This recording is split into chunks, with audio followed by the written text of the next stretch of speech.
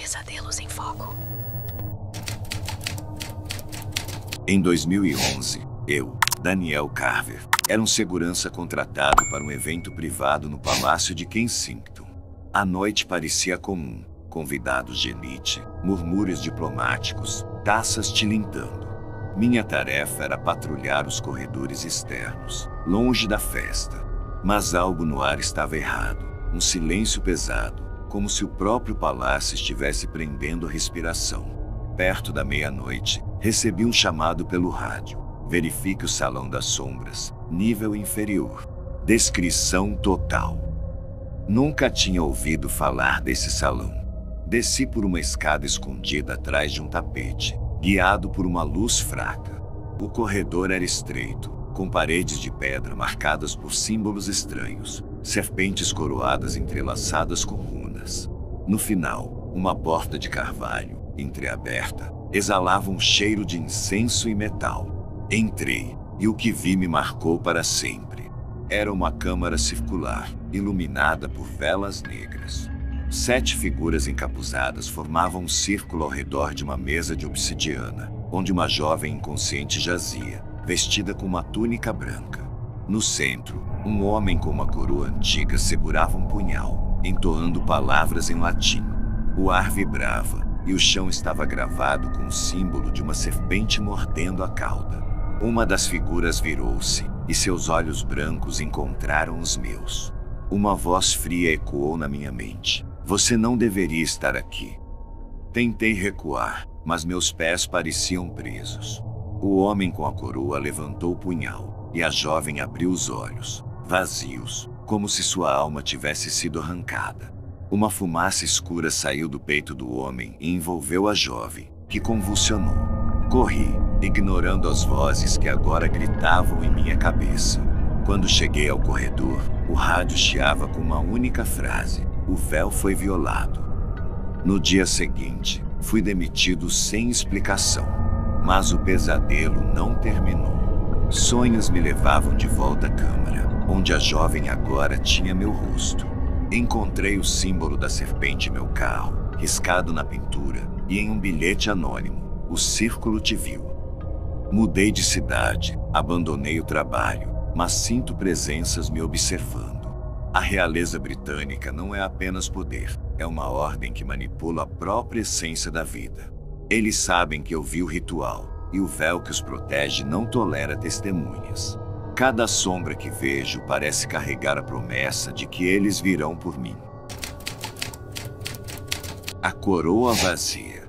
A névoa envolvia as ruas de Londres como um sudário, abafando o pulsar da cidade enquanto eu caminhava em direção ao Palácio de Kensington. Meu nome é Clara Enshaw, historiadora especializada em arquivos reais, e fui convocada por uma carta anônima deslizada por baixo da porta do meu escritório no King's College. A nota, escrita em caligrafia meticulosa, dizia: a verdade está sob a coroa. Encontre-me no jardim submerso, meia-noite. Venha sozinha. Sem assinatura, apenas um selo de cera com uma serpente mordendo o próprio rabo. Passei anos estudando os Windsors, seus escândalos e segredos, mas nada me preparou para o que descobriria naquela noite. O jardim estava silencioso, as estátuas fantasmagóricas sob a luz da lua. Exatamente à meia-noite, uma figura emergiu das sombras, uma mulher idosa, o rosto oculto por um capuz. Ela se apresentou como Margaret, ex-dama de companhia que servirá a Rainha Elizabeth II décadas atrás. Sua voz tremia ao me entregar um pequeno diário encadernado em couro. Pertenceu a um lacaio que desapareceu em 1972, sussurrou. Leia, mas queime depois. Eles estão observando. Voltei ao meu apartamento, coração acelerado, e abri o diário. Suas páginas estavam repletas de anotações frenéticas, escritas em tinta preta desbotada. O autor, um tal de Thomas Wren, descrevia uma descoberta aterradora nos porões do Palácio de Buckingham. Ele escrevera sobre uma câmara secreta, acessível apenas por uma escada escondida sob o Salão do Trono, onde a família real realizava o que ele chamava de rito da coroa vazia. Segundo Wren, O ritual garantia a continuidade da monarquia, mas a um custo inimaginável. Ele descrevia uma sala circular de pedra, iluminada por tochas, com uma mesa de obsidiana no centro. Gravados no chão, símbolos arcanos pulsavam com uma luz vermelha. Vren testemunhara algo que o assombrava. Figuras encapuzadas, vestidas com mantos bordados com a serpente coroada, entoavam cânticos em uma língua que ele não reconhecia. No centro da mesa, uma jovem, inconsciente, estava deitada, seu peito marcado com um corte preciso. Vren escreveu que o sangue dela era coletado em um cálice dourado. E então, uma figura que ele identificou como membro sênior da realeza, sem nomear quem, bebeu do cálice enquanto os cânticos alcançavam um frenesi. O que mais me gelou foi a última entrada de Vren. Eles não são humanos. A coroa não é um símbolo, é uma prisão. Cada rei, cada rainha, carrega algo dentro de si. Eu vi os olhos dela. Não eram dela. Depois disso, as páginas estavam em branco, exceto por uma frase rabiscada na contracapa. Eles sabem que eu sei. Não consegui dormir. A cada barulho na rua, eu imaginava alguém à espreita. Decidi investigar mais, usando meus contatos na Biblioteca Real. Um arquivista aposentado, relutante, mencionou rumores de um círculo interno na monarquia, uma seita conhecida como a Ordem da Serpente Eterna. Ele disse que o símbolo da serpente era antigo, anterior aos Tudors, ligado a rituais de imortalidade. Se você encontrar esse símbolo, ele alertou, pare de procurar. Mas eu não parei. Encontrei um documento digitalizado, enterrado nos arquivos da Torre de Londres, datado de 1666, após o grande incêndio. Era um relato de um padre que afirmava ter descoberto uma conspiração real. Ele descrevia uma coroa vazia, não uma joia, mas uma relíquia usada em rituais para aprisionar a essência do soberano. O padre foi executado por traição dias após escrever o relato. Minha obsessão cresceu. Consegui acesso a uma galeria restrita no Palácio de Buckingham, onde estão guardados retratos reais. Lá, em um quadro de Carlos II, notei algo que ninguém parecia ter visto. No canto inferior, quase invisível, o símbolo da serpente mordendo a cauda, gravado na moldura.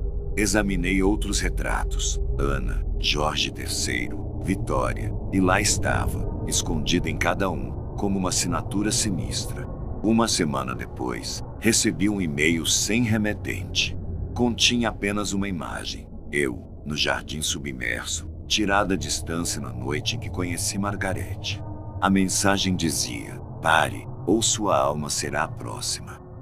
Ignorei o aviso, movida por uma mistura de medo e determinação. Localizei Margarete em uma casa de repouso nos arredores de Londres. Ela estava frágil, os olhos cheios de pavor. Você leu o diário? Perguntou, agarrando meu braço. Então você viu a verdade. A coroa não governa. Ela obedece. Margarete revelou que o rito da coroa vazia não era apenas sobre imortalidade, mas sobre controle. A monarquia, segundo ela, era um canal para uma entidade antiga, algo que se alimentava da devoção de milhões. Cada soberano era escolhido não por linhagem, mas por sua capacidade de suportar a presença dessa força. Elizabeth sabia, disse Margarete. Ela tentou resistir, mas no final, cedeu. Eles sempre cedem. Naquela noite, voltei ao meu apartamento e encontrei a porta entreaberta. O diário de Vren estava sobre a mesa, mas as páginas haviam sido rasgadas, exceto uma, onde uma nova frase fora escrita em vermelho. Você foi avisada. Corri para a rua, mas a névoa parecia viva, girando ao meu redor. Ouvi passos, mas não vi ninguém. Desde então, mudei de endereço. Abandonei meu cargo na universidade e vivo olhando por cima do ombro.